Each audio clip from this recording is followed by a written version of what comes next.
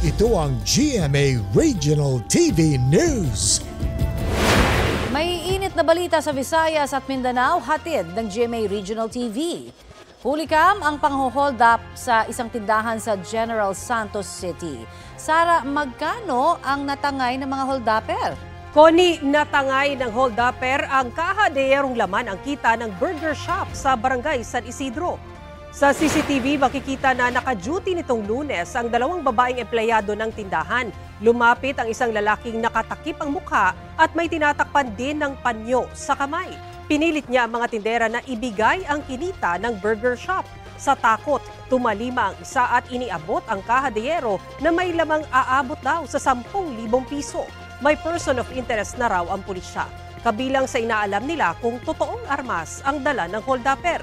Makikipagtulungan daw ang may-ari ng burger shop sa investigasyon. Kinukuha pa ang kanyang pahayag.